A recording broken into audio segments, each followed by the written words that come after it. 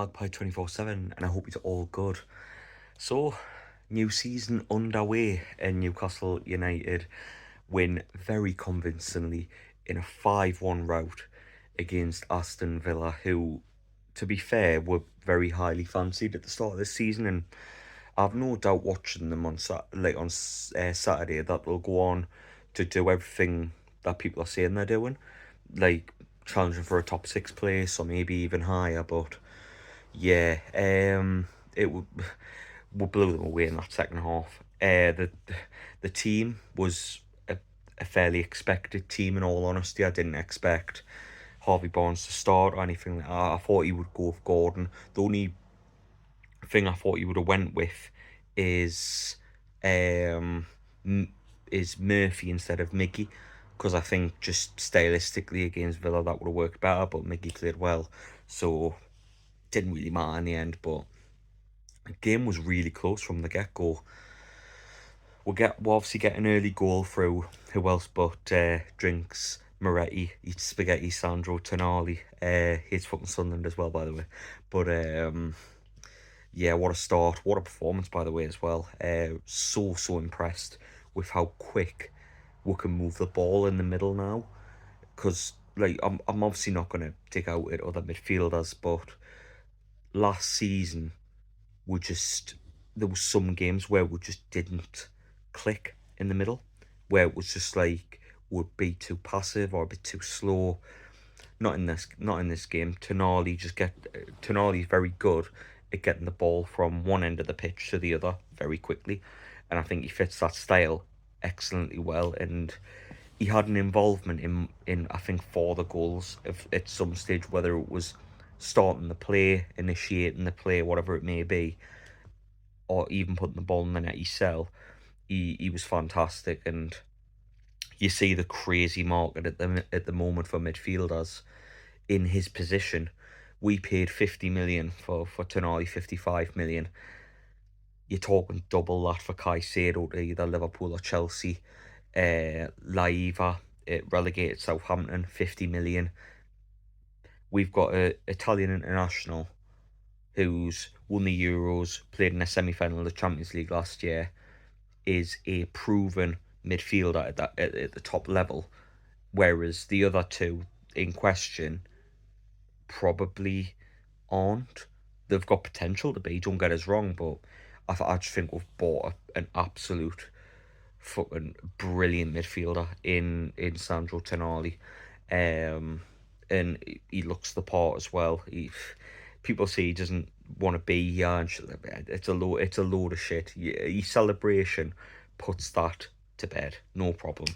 But start the game really well.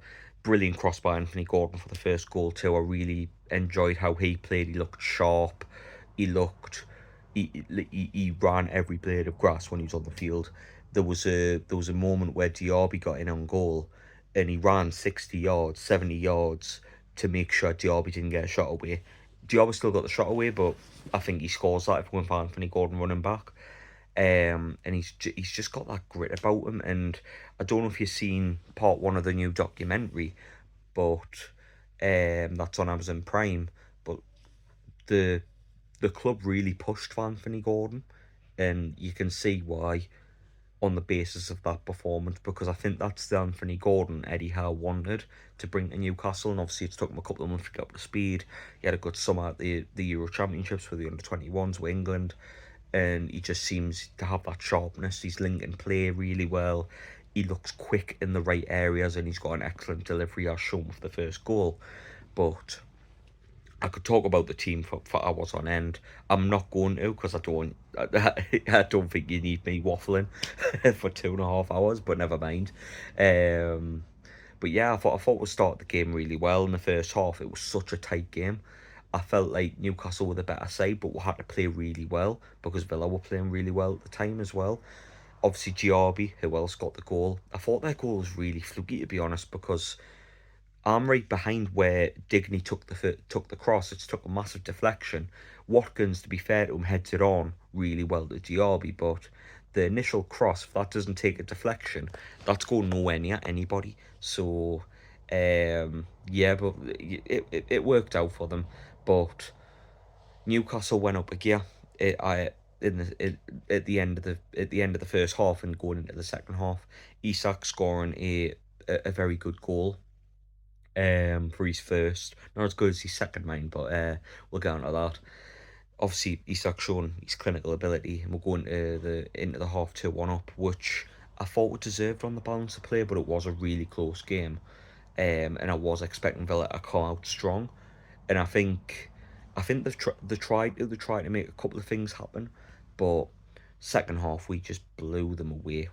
They couldn't, they just couldn't get anything going because we're too much for them, and that was a common theme against the bigger teams last season, where they came to St James's and they just couldn't deal with the intensity of Newcastle, and with the adjustments we've made, like Sir Gordon and players like Tonali in the middle, were able to have that intensity even more so than we did last season, and it showed in the third goal. Obviously, Isak putting that away with a very comfortable finish, forcing Consa into a mistake, and there's always a meme going around when Isak scores of him walking the dog.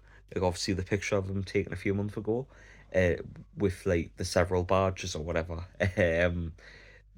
Literally the composure in front of goal, and then to chip a World Cup winning goalkeeper, got goalkeeper of the year in the World Cup, just to chip him as if he's walking the dog in the park. The composure was absolutely unbelievable. Um, he ends up celebrating in front of myself and Paul in it, like in that part of the Gallagher end, which was fucking insane. Love that. And yeah, just honestly, I've been I've been talking about Isak and bragging about Isak all weekend long because he's fucking amazing, man. Like, he's just I genuinely think Newcastle have a world class striker on the hands, and I know what the term world class is thrown around a hell of a lot in football. Sometimes, sometimes it shouldn't be, but but with Alexander Isak, he's fucking amazing. He's such a complete player.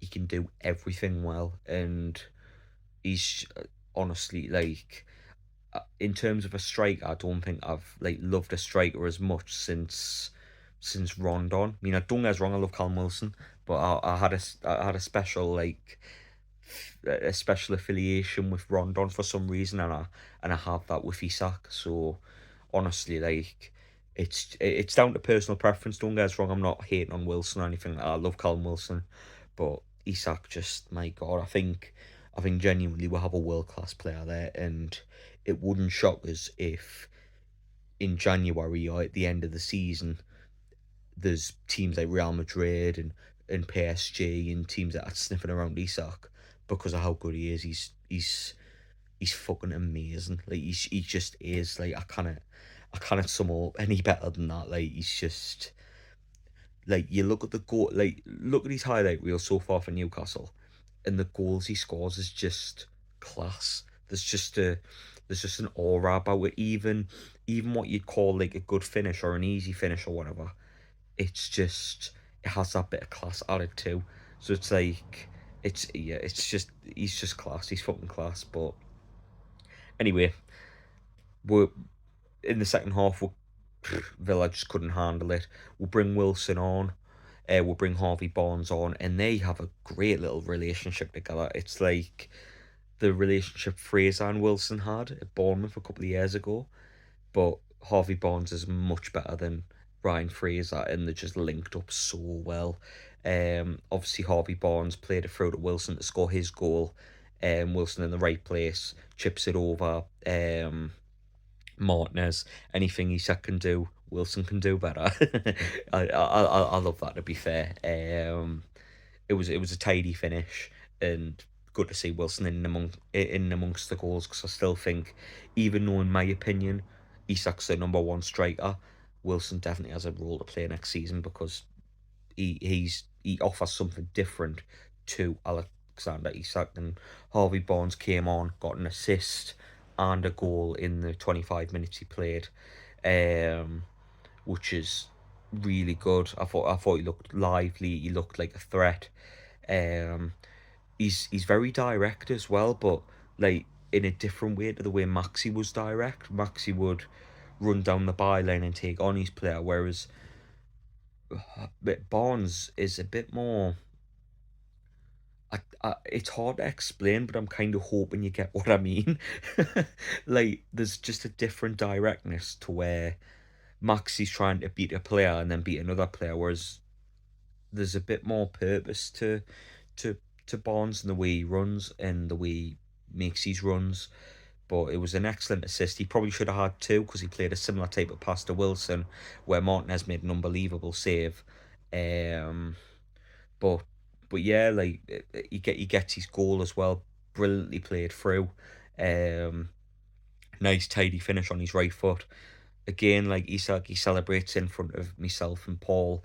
The lad that were left does the bone and arrow celebration, and it's kind of went viral. So you can see me and Paul in that clip. But obviously, front and center stage is the little swish and flick, from the bloke next door. But it was fucking fantastic day. I know Paul's had a mad couple of weeks, so to see we win in convincing fashion for him, as well as like seeing the season starting, that was class. It was good to see Paul again. I'm at Man City away next week. Kind of fucking wait for that, by the way. Hopefully, Paul will be with us as well. We're having a look at the loyalty point situation later today, and if we can get there, we can get there. But yeah, can't wait for Man City away. What a fucking performance to start the season, and hopefully in 37 games time we're top of the league like war now. But probably you can only dream. But what a special season we'll have in store. Leave a comment below who you thought man of the match was. I'm gonna give it I'll give it to Tonali slash Alexi Sack, because I thought both of them played absolutely outstanding today. But get your comments in. Let us know how you feel about the game and the Man City game going into next week. We'll have a preview on the channel later in the week. But I love yous and leaves for now, and catch you on the next Magpie 24/7 video. See you later, everyone. Bye for now.